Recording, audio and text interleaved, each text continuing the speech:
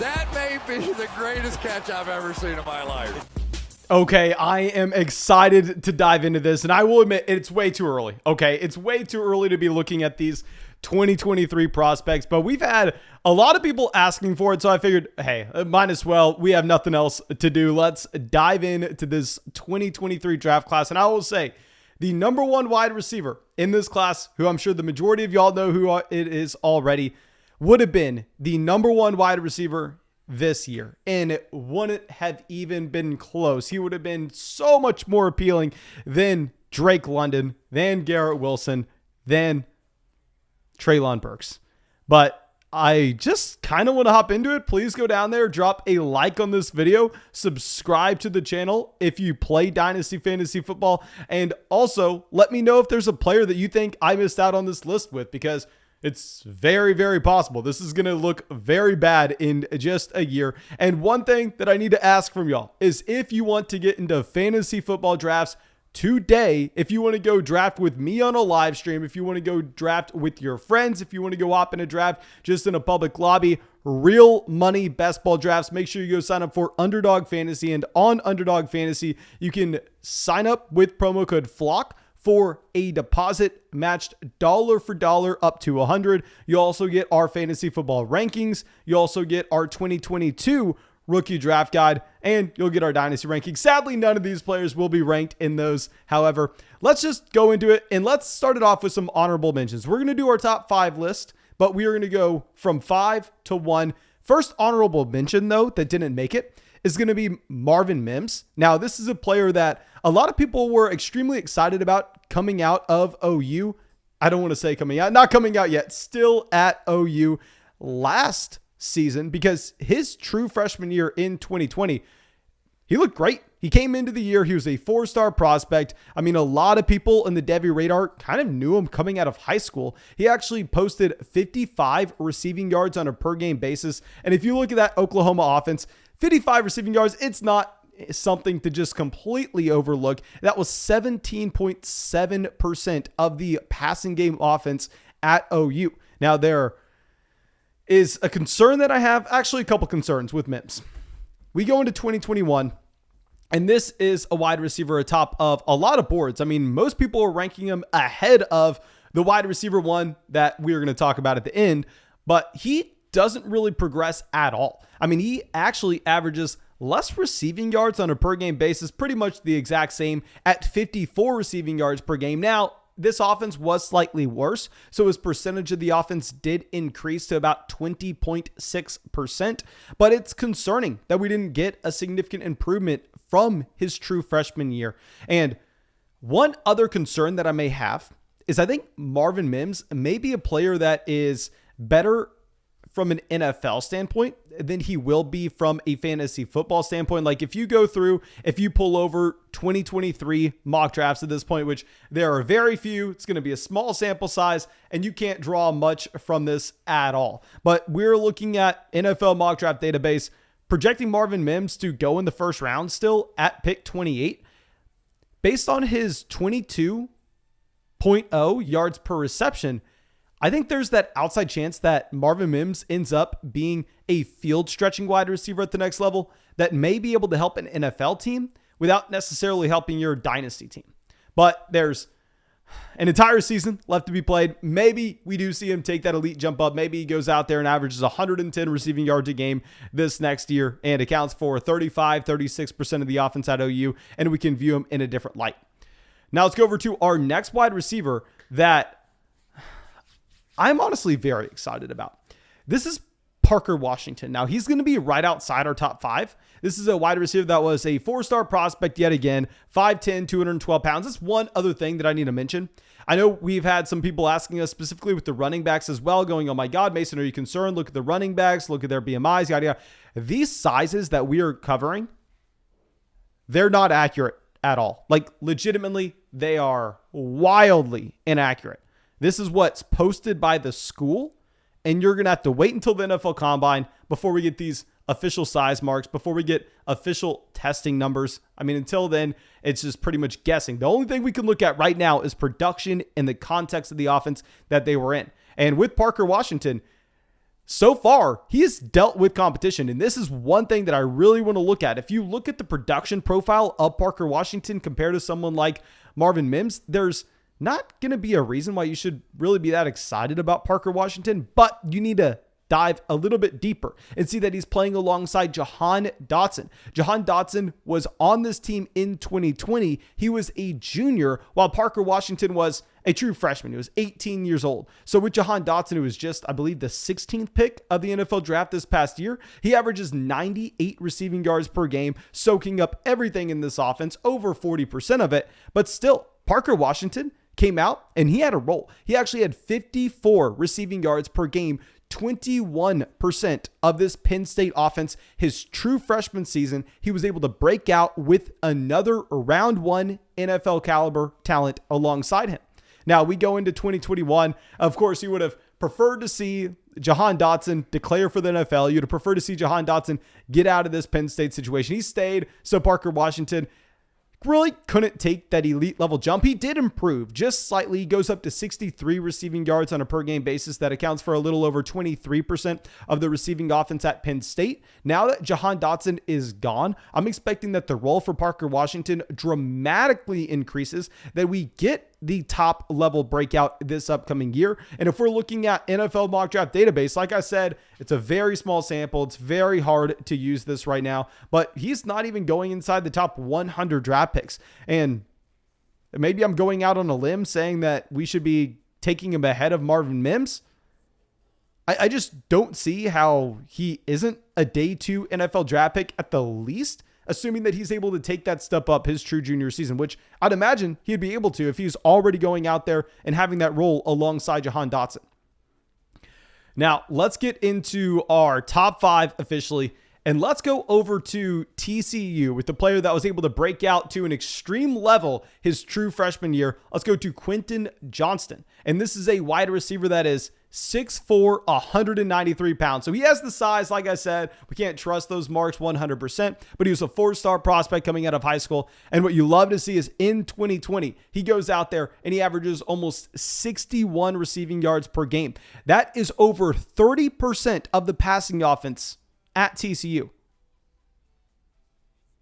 That's a lot. Now, very similar to Marvin Mims, I'm slightly concerned on how he's being used in this offense. He did average 22.1 yards per reception. So I'm sitting here thinking, okay, is he that field stretching wide receiver that maybe isn't going to play at every length?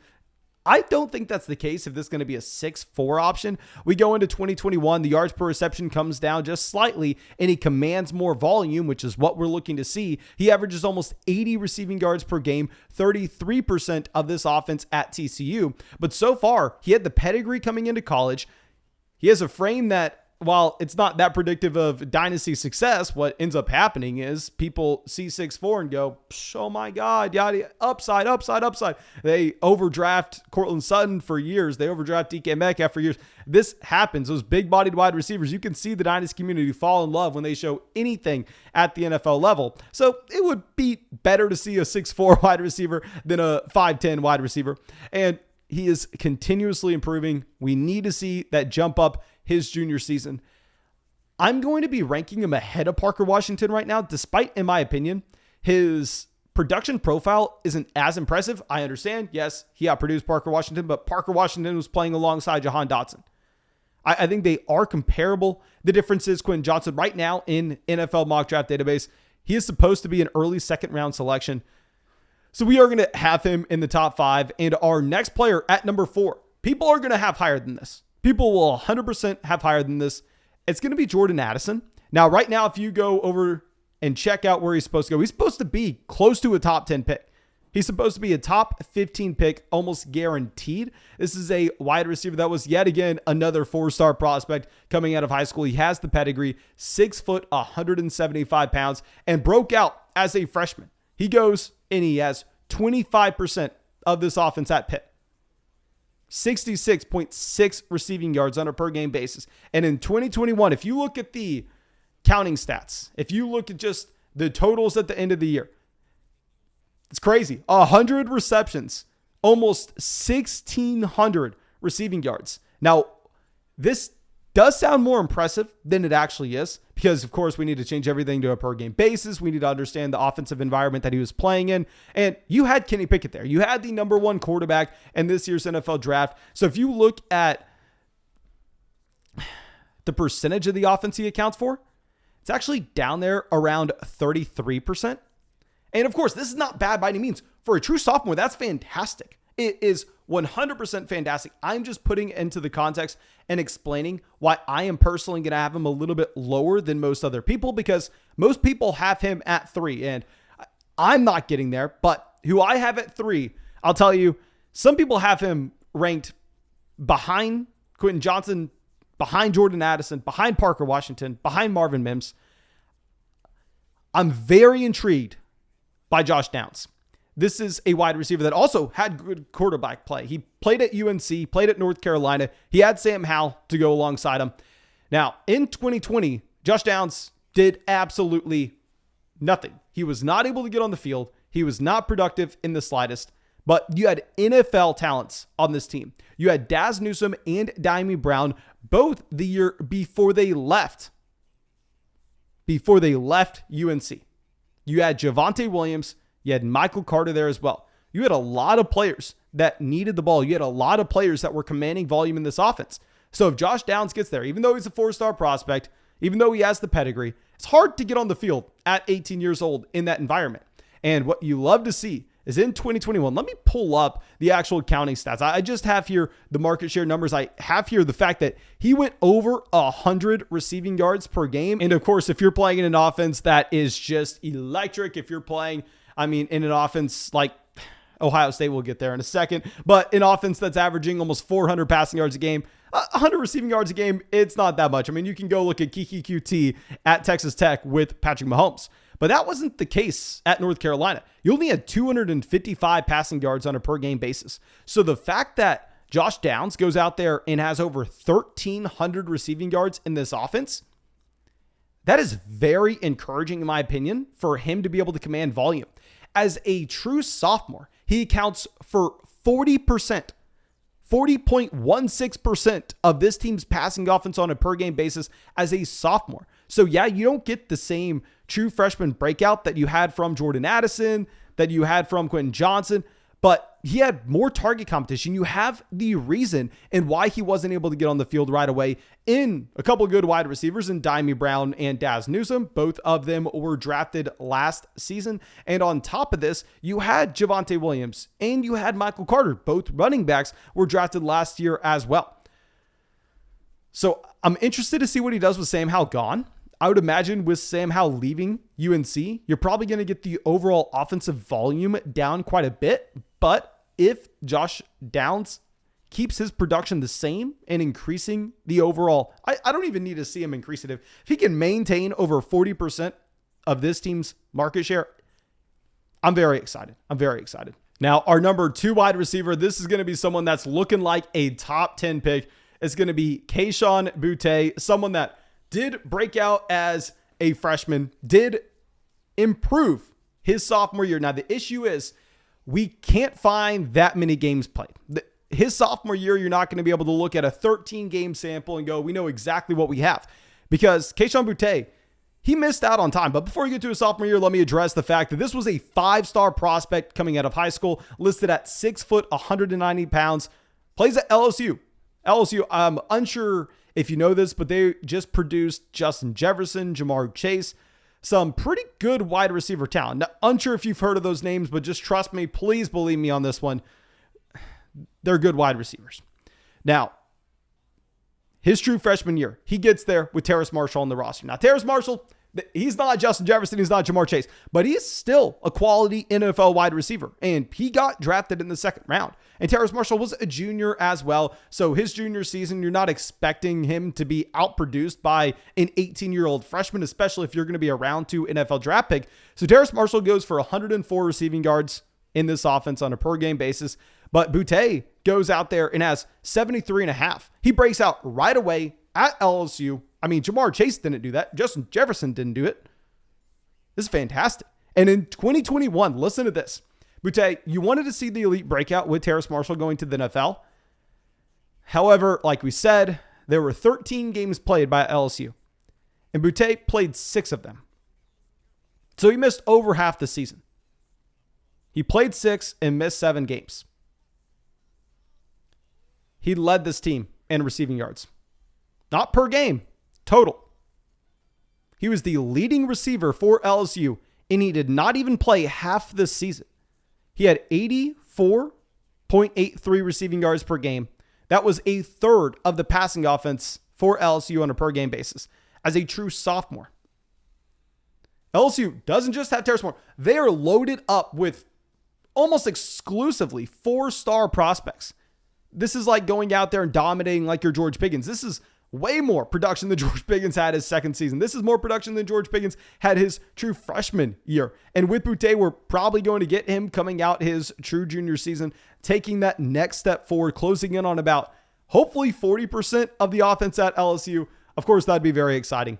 But now let's get into the most exciting wide receiver to come out in a very long time, dependent on his production this upcoming season. He possibly, and I'm just saying this right now, possibly maybe as good of a prospect as Jamar Chase was, Jackson Smith-Njigba.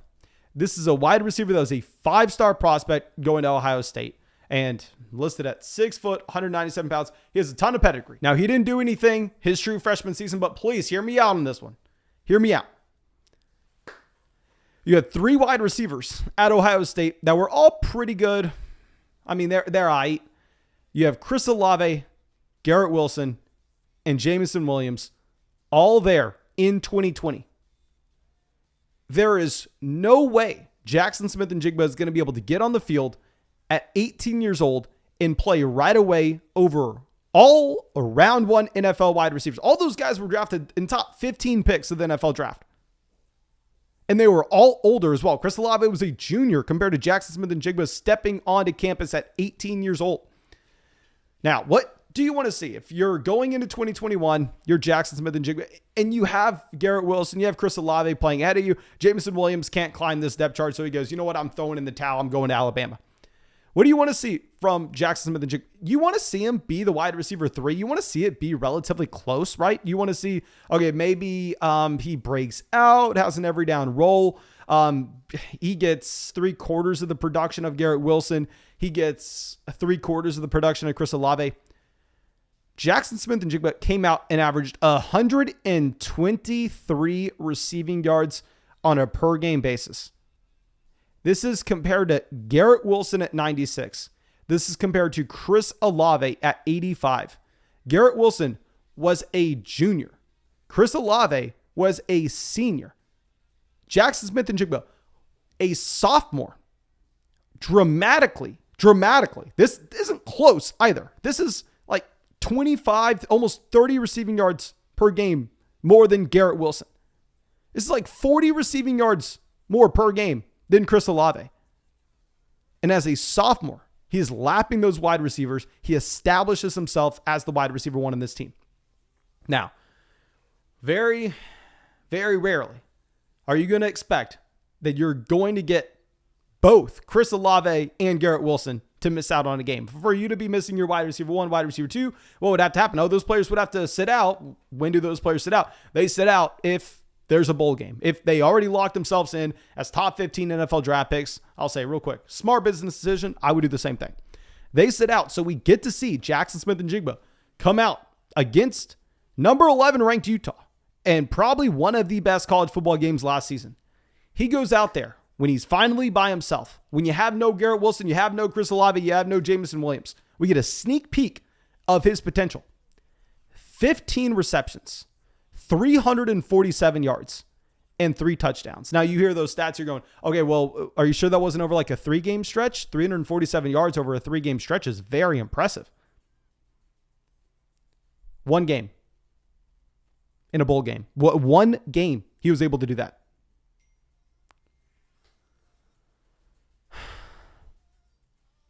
I know some people are going to say, okay, well, Mason, maybe with this 1 game skewing the statistics, maybe he actually was a lot closer to Garrett Wilson, Chris Olave before this performance. That's a fair assessment. That's a fair assessment to alter their per game numbers.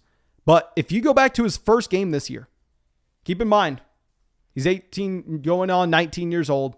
He hasn't established himself in this offense yet. His first game, he only had 2 receptions, 12 yards. So he wasn't able to get that role quite yet. So if we remove the bookends and we just look at the meat of the season when all the wide receivers were playing and when they were all established in their roles, he was still by far and away the wide receiver 1. Now, one thing I want to do is compare him to that 2019 Alabama wide receiver room, because in 2019, Alabama was freaking dominant. They had Devontae Smith, they had Jerry Jeudy, they had Henry Ruggs, they had Jalen Waddle. And keep in mind, Devontae Smith Jr., Jerry Jeudy Jr., Henry Ruggs Jr., Jalen Waddle, a redshirt sophomore, essentially a junior. So you would assume that one of these guys would be able to emerge.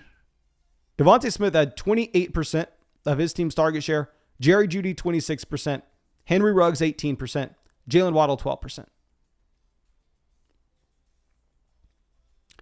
I think that would almost be the expectation. If you're just going into this blind and you're saying, okay, well, yeah, all these guys are on the same level. Let's say Chris Olave, Garrett Wilson, Jackson Smith, and Jigba, they're all on the same level. They're playing the same year.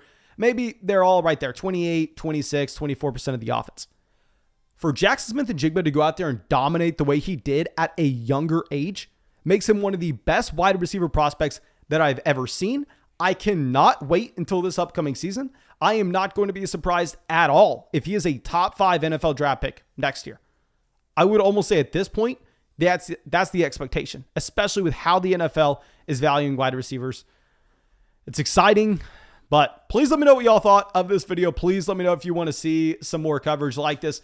The issue is, I like looking at those data points, and it's hard to do it. I want to make one on the running back position, but the running back position, as we've talked about so many times, as we've literally proven, is more so about the actual traits that you're seeing with those running backs that we can directly measure at the NFL Combine, that we really need to see their projected draft capital as well. So it's a lot harder to look at the production of running backs because that production is so driven by the situation they're in and go, okay, yeah, this is how we can historically compare, blah, blah, blah. No, I'll try to do running backs. It'll be a lot harder. Let me know if that's something you want to see, but thank you. Of course, I truly appreciate you. I really do hope you have a great day, and I hope we get to see you with the video tomorrow.